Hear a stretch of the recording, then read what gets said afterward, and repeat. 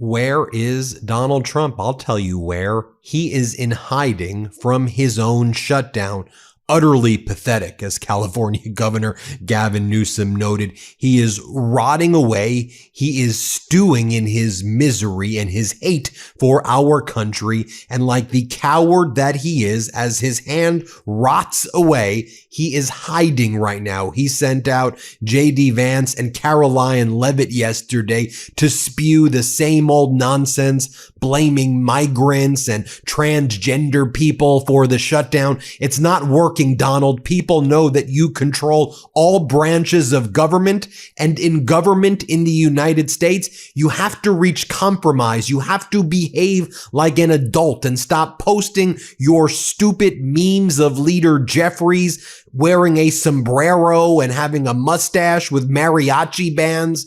That's not funny during a situation as serious as this. And it's just weird and bizarre as well. You were the person, Donald Trump, who said that it is the president who gets blamed for shutdowns. Maybe that's one of the reasons that you are in hiding right now, because you do know that it's your fault, and you do know the American people are blaming you right now, so you don't want to be the face of it. So you're putting J.D. Vance. And I could show you all a dozen clips of this, but I'll just show you one clip. As Governor Newsom says, call it the Trump effect. Here, play this clip. If there is a shutdown, I actually think the president would be blamed. But while Donald Trump is in hiding, and while the government is now shut down, he is bailing out his MAGA puppet stooge, the president of Argentina. $20 billion of our taxpayer money is going to help Argentina right now. They're just going to burn the cash away and probably go bankrupt anyway. And the moment they're getting that $20 billion, you know what they've done already? They've undercut United States soybean farmers who are already getting screwed by the Trump regime. And Argentina started selling their soybeans to China, further hurting our farmers here, and a bunch of other produce they were sending to China as well. Great work, Donald. The art of the deal. Screw over our farmers with tariffs, bail out Argentina. Argentina further screws over our farmers, then bail out our farmers. That's the game plan right there. How dumb and pathetic can you be? Also, while the government shutdown is taking place, don't worry, folks. I know you really all cared about a 90,000 square foot golden ballroom that's like twice or three times the size of the White House. I know that's what you really wanted to see. The same thing you wanted to see a regime rip apart the Rose Garden and turn it into a private club for billionaires and call it the Club Rose Garden. But yes, folks, Fox has confirmed that there will not be a stoppage of ballroom work when the shutdown occurs. Fox is told that work will continue to be performed as the funds currently supporting it are not tied to the fiscal year 2026 enacted appropriation. What are the funds tied to it? Does anybody even know? Is it corporate donors? Is it foreign countries that are giving money to this? What's the quid pro quo there? You're going to have your name etched into the people's house. And here's a question that I've been asking all morning and I've been focused on diligently. If Donald Trump says that he brought in $17 trillion, okay, we know he's lying about it, but just assume he's telling the truth. Take Donald Trump at his word. I know you shouldn't, but just assume $17 trillion has been taken in. Well, it's not in the Treasury, right? Our House Appropriations Committee and the Budget Committee, well, they don't know where $17 trillion is. So did Donald Trump steal $17 trillion from the American people? Is it in some secret Donald Trump bank account? I mean, really ask yourself that question. If you believe he took in $17 trillion, show me the money. If you brought in $17 trillion, that means that every American would be able to get, remember when Trump was talking about Doge rebates and tariff dividends or whatever the hell he was talking about? Maybe I got those mixed. We would each be able to get 150, if you made under $100,000 and you gave the $17 trillion to all Americans, right? Every American would be able to get $153,000 apiece. So I tend to think, Donald, that you did not bring in $17 trillion. But you know what? If he did, that he stole the money. So focus on that as well. Now, as the New York Times reports, the White House is using this shutdown while Donald Trump's in hiding to maximize pain and punish political foes.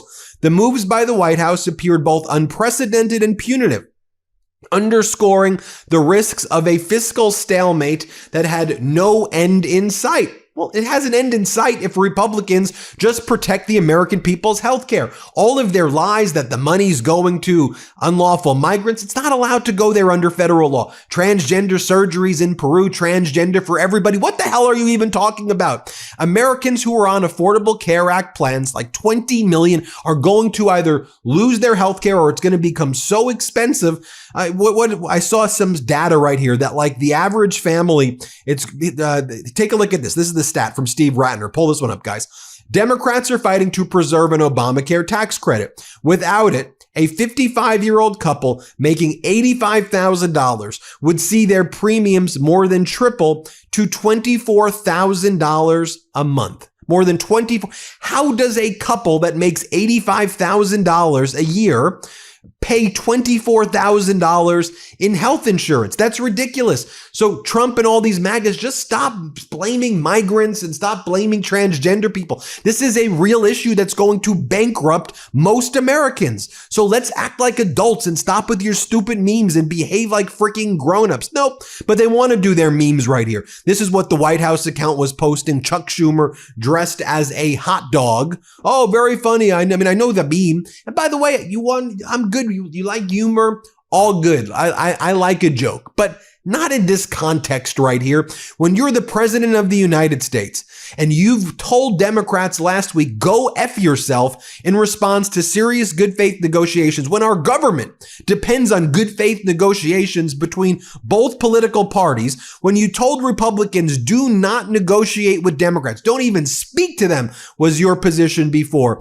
when you've referred to Democrats as the enemy from within and held a meeting in front of 800 military generals and admirals telling them to invade American cities and that the real wars they're going to fight are wars against American people in democratic cities, when you've just stripped tens of billions of dollars more in funding from democratic cities, when, by the way, former President Biden, his Inflation Reduction Act and all of his plans helped red states even more than the blue states. I mean, Texas received 20% of all Inflation Reduction Act funds, and Biden was like, oh, well, that's a state that tends to vote Republican. No, he was the president for all America. So Texas and red states, they get to keep their funding, but you go after the blue states. How utterly pathetic. That's why when you do memes like this, while Americans are suffering, while Americans are living paycheck to paycheck and facing the psychological torture of that, while Americans can't afford their groceries right now, while Americans can't afford a home if they're lucky enough to have a home with a mortgage, they can't afford to pay their mortgage. Worst housing market since 1995 right now. And if you're renting, you probably can't pay your rent. You can't pay your mortgage if you have a house. And now you've got to bail out farmers. Remember what I said at the outset, how Donald Trump bailing out Argentina, destroying our farmers. Then we got to bail out our farmers. This is the height of a Ponzi scheme, robbing Peter to pay Paul, or in this case, robbing our farmers to pay Argentina, to then rob more from the taxpayers to pay our farmers. Do you see what's happening here, people?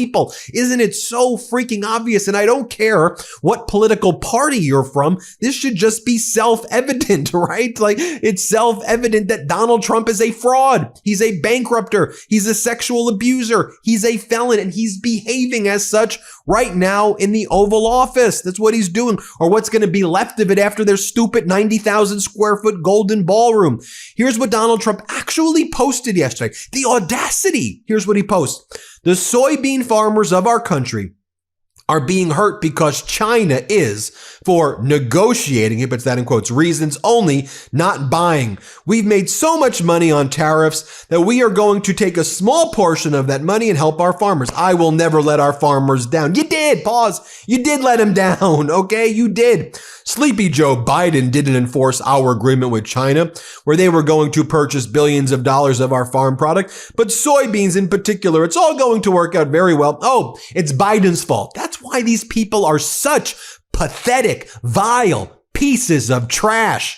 This is loser behavior. Act like a grown-up. Act like a leader. Defend your policies. Stop with, oh, Biden did this, Biden did that. You're the freaking president. Behave like a grown-up. Could we agree that there is a floor of behaving like a grown-up? Act like a leader. Oh, Biden did the soybean. No, you did it. You did it with your stupid tariff policy, your unlawful tariff policy against the world. Donald Trump goes on to say, it's all going to work out very well, right? Just like a Ponzi schemer. Just give me 2 more weeks. I'm going to get you your money. Just give me 2 more weeks and everything's going to be okay. Give me another month. Give me another month. Give me 2 more months. I got you. I got your back. Okay. The money's coming in. Trust me. A fraud. He is a fraud. He is a fraud. Go on to say, I love our patriots and every farmer exactly that. I'll be meeting with Xi in China in 4 weeks. And soybeans will be a major topic of discussion. Make soybeans and other row crops great again. Patriots, I love you. This is cult leader tactics and behavior. You don't love them. You destroyed their lives. And when you speak to Xi Jinping, I'll tell you what you're going to be talking about. I know that you want TikTok to be owned by right-wing oligarchs here in the United States so they can control the algorithm and that you can push MAGA content out on TikTok. It's what Benjamin Netanyahu said when he visited the White House. I showed that tape. The most important purchase that we ever have to do is we need to get the TikTok. We've already got X, and now we need to get TikTok. We've heard him say that. It's a good Benjamin Netanyahu impression. That's what he actually said. We know that's what you want to do. You've thrown our farmers under the bus. China knows the leverage they have over you because of TikTok, which our Senate banned anyway, which you're not following the law for. So you've sacrificed all leverage over TikTok at this point. By the way, as Alex Cole points out, government shutdowns under Trump 3, government shutdowns under Biden 0. And I'll tell you what Biden did. I remember when Republicans were threatening a shutdown. Do you remember? Biden brought in Kevin McCarthy. He brought in the Republicans to the White House. He treated them with respect. They came up with a deal that benefited everybody. Biden helped red states. He focused on what can we do for you? Let's reach compromises. That's our system. And they came up with deals. Donald Trump says, go F yourself. Literally, that was the quote, go F yourself. More whining from him. I really believe that Jerome Too Late Powell, that's the chairman of the Federal Reserve, is an obstructionist. Then you had Kevin Hassett, Donald Trump's national economic advisor. He went on this Punch Bowl News podcast or something. And he says, you know what? Congress actually doesn't need to pass a Trump's farmer bailout. Donald Trump's just going to do it on his own. Just bypass Congress. We're so post-Congress, as Carl Quintanilla writes. Meanwhile, the ADP report yesterday, private payroll data, you saw that negative 32,000 jobs in September. August was revised down by 57,000 jobs going backwards. So August actually had negative 3,000 jobs. Now, September was negative 32,000 jobs. ADP was expecting 51,000 jobs to be created. Do you remember under former President Biden when I would do reports? I'd be like 150,000 new jobs were created, 50,000 new, there was massive job creation month after month after month. And Donald Trump took it and just destroyed it. And now he wants to blame Biden for what he's doing. We saw the direction that it's going in, you moron. They're so dumb, these people, and dangerous. Carl Quintanilla also posts the following. There's only one sector truly holding up in ADP job numbers now. So even with those bad job numbers, the only thing that's holding up the job numbers, even to have a negative 32,000 number, guess what it is? Health services and education. Health services and education. The main areas that these MAGA idiots want to cut.